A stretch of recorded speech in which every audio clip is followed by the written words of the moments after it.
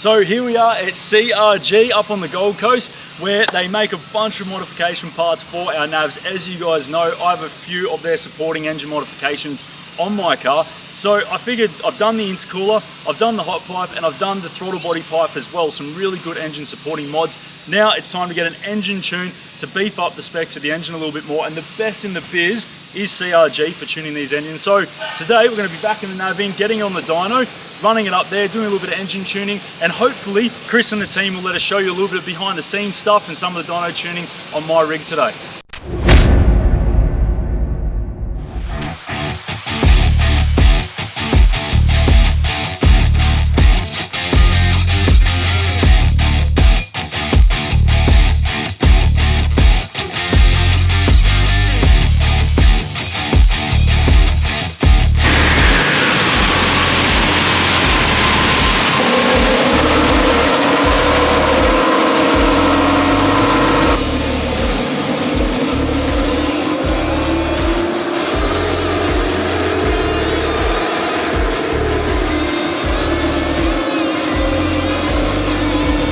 So Chris has just had it on the dyno, had the MP on the dyno, done the baseline run, so we can get a bit of a baseline for where it's sitting now. Then we're going to change a couple of things, so we're putting the DPF back exhaust system on.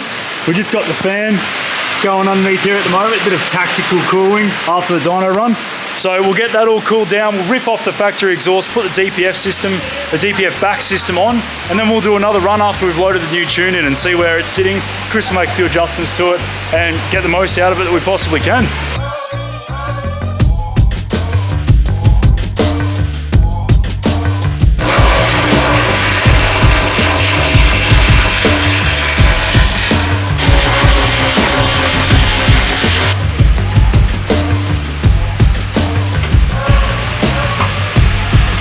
So Chris has just ripped out the standard exhaust out of the car. Had to battle with the rusted bolts and rusted system.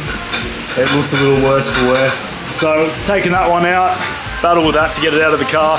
And then we've got the new DPF back exhaust system just over here, stainless system. So that's all the pieces of the puzzle. We've got the V-band clamps, everything there as well to go straight back on. Some really nice hangers that'll pick up the factory locations. We've got 14mm round bar to suit the rubbers, not 12 or 10, which most manufacturers send out. Yep, so I noticed that it was pretty thick. Yeah. See that's a good fit in the rubber. Yeah. So others, like we see all the others come in, they're 10 or 12mm and they move around in there.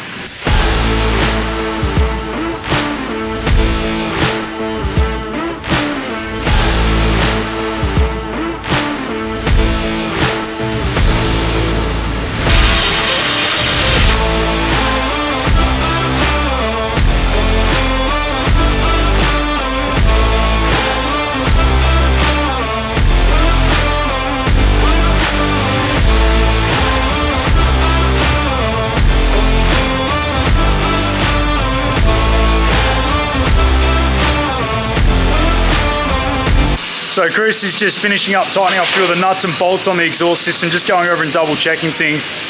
It's looking awesome. I'm so wrapped with this system, guys. Everything, all the attention to detail on this exhaust system of CRG is epic. So all the hangers are really thick material, V-band clamps, nice stainless steel, awesome welds, and everything has adequate clearance across the vehicle, so it's not going to rattle and knock when you're on road, off road, corrugated roads, what have you, and hopefully it sounds a little bit better as well. This section right here is actually interchangeable, so you can have a few different options. I've gone for the muffler, but you can get a straight pipe, you can get a resonator on there, and all that will change the note of the exhaust and bits like that. So yeah, it's interchangeable. And if you decide to change this at a later time, if I decided I didn't want a muffler, I wanted to go for a straight through pipe, you can simply just order this section from Chris, unbolt it from here and here, and pop it straight in.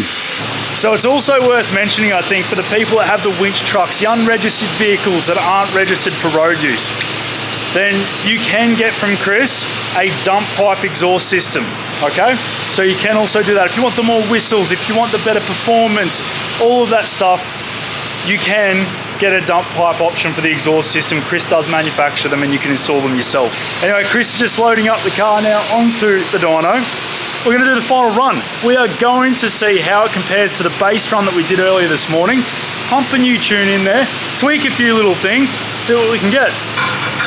So Chriso's just strapping it down for the final run now. Making sure it doesn't fly off the dyno.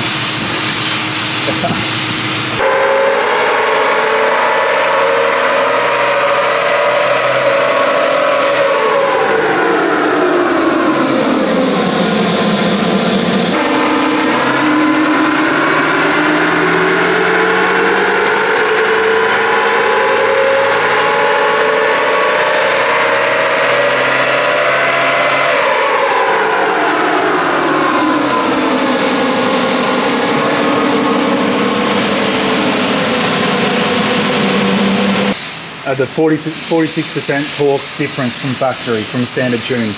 Yeah, so what you've got today, Yep. 273 and 399, that's 46% increase. It's massive. That's massive. So we've got our derived torque down the bottom here.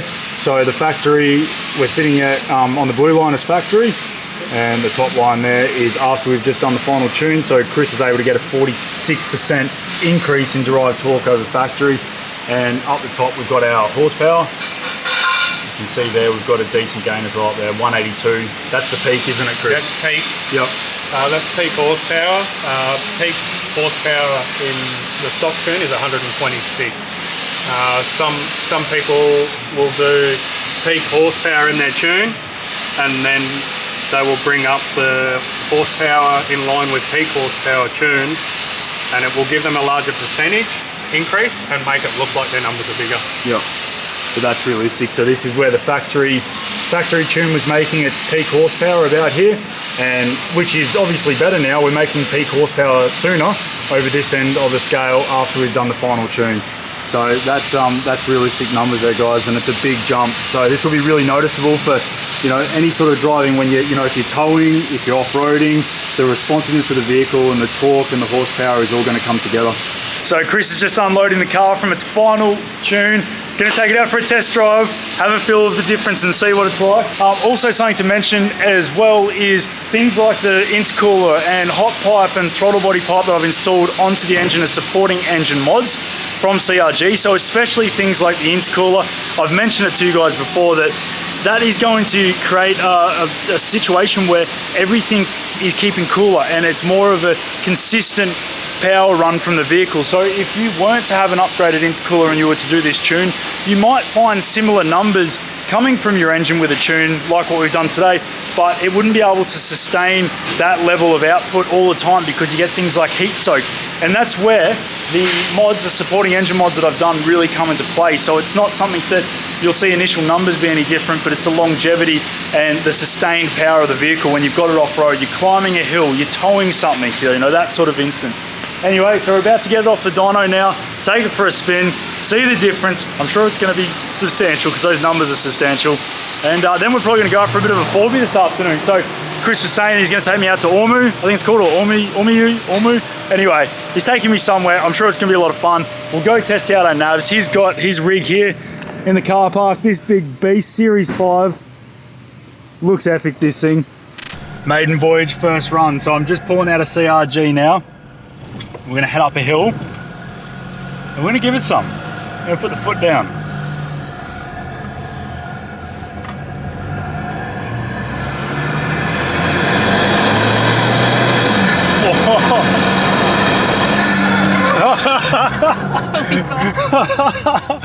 Yeah, that makes a lot more power.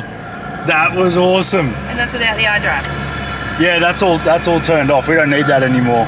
You can put it back on so the throttle response feels a little bit different or what you're used to, but holy, that was pulling power right up past 4 grand without even struggling. Game changer. Game changer, absolute game changer.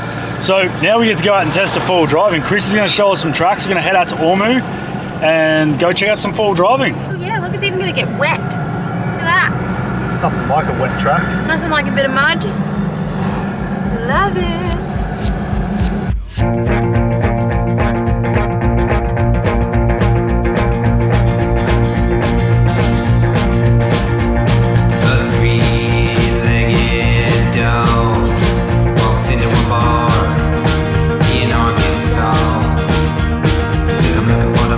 Shot my paw.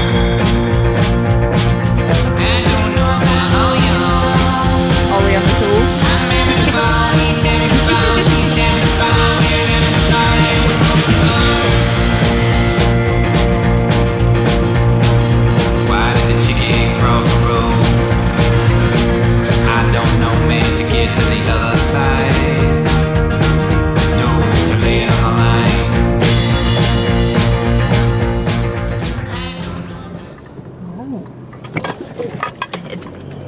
Go up in through here, mate, and then it'll drop us back into that creek. Sounds good.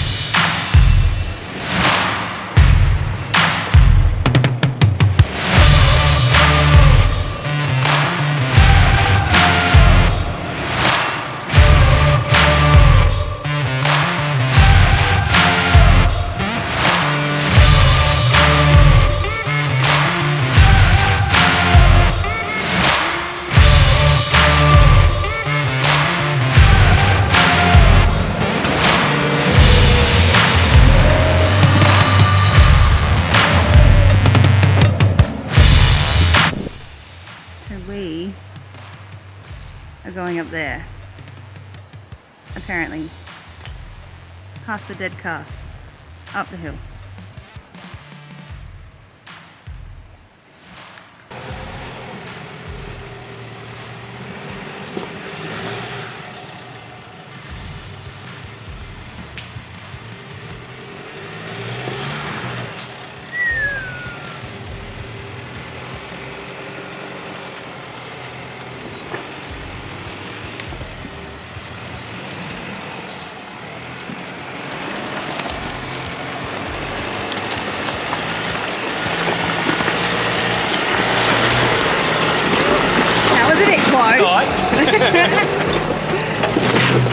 One second.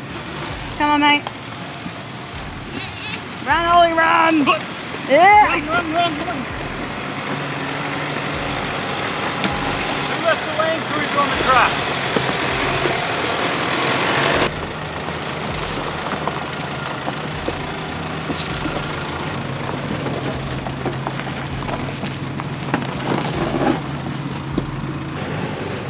Up it.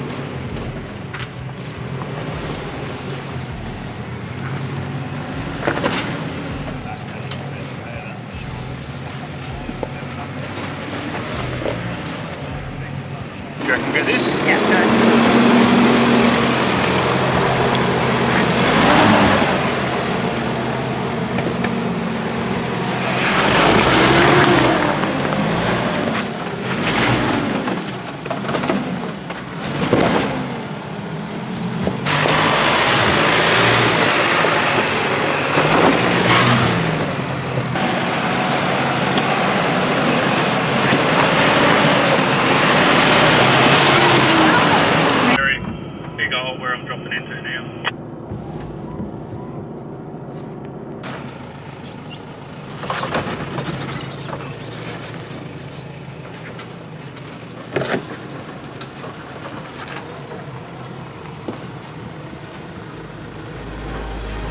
Yeah, Crusoe.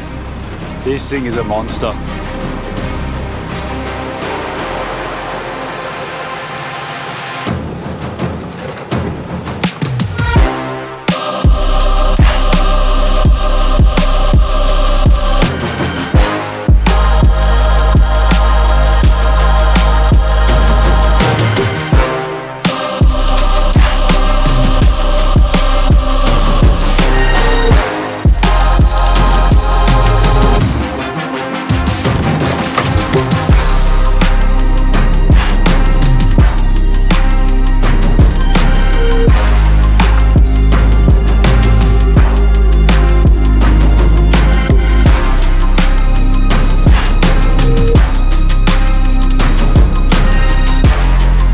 Almost pooped my pants a few times on this, watching Joel drive this track, but apparently it's all good.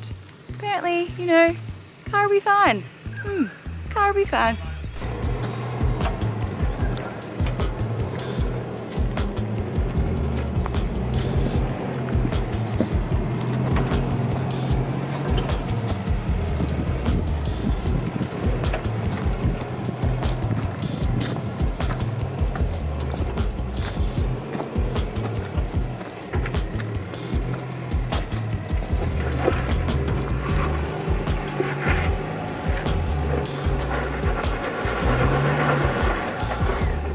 some fun, Ollie? Got your snacks?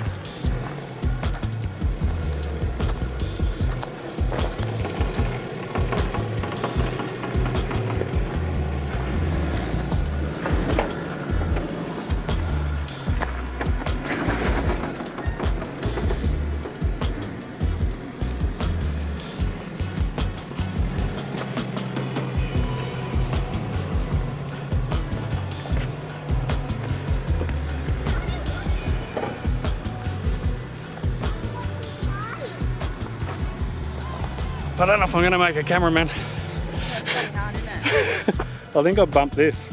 Oh, that's right, it doesn't do anything. Okay, cool.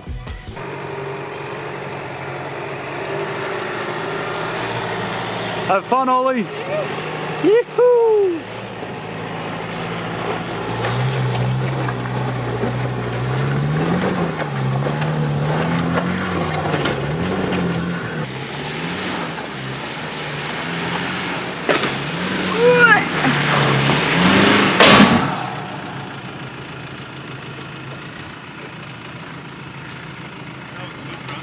That sounded interesting.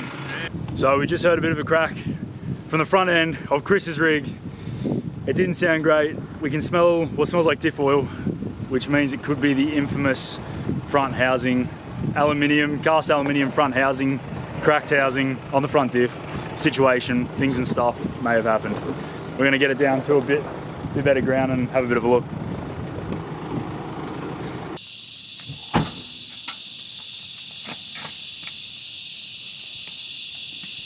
Some front drive shaft shenanigans. Here we go. Always wanted a two-wheel drive Navara. Gone. There's the problem right there. Oh, it's actually the shaft. Yeah. Oh, no way. Like butter. Chris has just, oh, that's hot too. Chris has spun the shaft off the front Oh, wow. diff. Oh, that's your problem right there. Lucky you don't need that. Hey, So lucky you don't need that. Not to get out of here. not to get out of here, but to go the way I want it to go. He does need it to turn his wheel. He does. That's exactly what he needs it for. Mechanic coming up. Don't do it, mate. So it is night time. I've stopped off to get some supplies, some sustenance. Chris is still out in the bush in Ormeau, and I've had to go back and grab some tools so that we can get his car fixed. So chuck some tools in the back there, got a couple of toolboxes and whatnot so we can try and get his car out of there. So what actually happened, we thought it was just the front tail shaft or the front drive shaft initially that had sheared off, and the actual, I'm not sure how the front diff and these work and if it's a traditional pinion gear that goes through, but the actual pinion spline snapped. It's just basically like butter, it just snapped in half. We thought that was the extent of the issue, but it actually had gone into the diff housing itself, and the whole cast aluminium housing has cracked, which is an inherent problem with these and is something that people talk about on the forums. It does happen. Little bit of rain had happened just beforehand, so it was a bit slippery. Probably a combination of things, and maybe even an underlying problem that had started generating earlier on some other tracks, another four-wheel drive day, or even this one. It's not always the particular spot where things break that's where it's happened. It's sometimes the stuff that you've done before it that leads up to it as to where it breaks. So sometimes you scratch your head and go, that was easy, why did it just break then? But it was actually already on its last legs and about to let go. Anyway, we've got to go out there and try and pull a few things out, maybe some CV so we can get that front diff to spin freely, so we can at least get it out of the bush and then either drive it back to somewhere, back to Chris's shop, or have it towed out so we can get it back safely. But yeah, so that's pretty much what's going on here. I'm about to jump back in the car, head back out with some sustenance and supplies, and we'll get Chris, hopefully, out of the bush nice and easily. It's go time!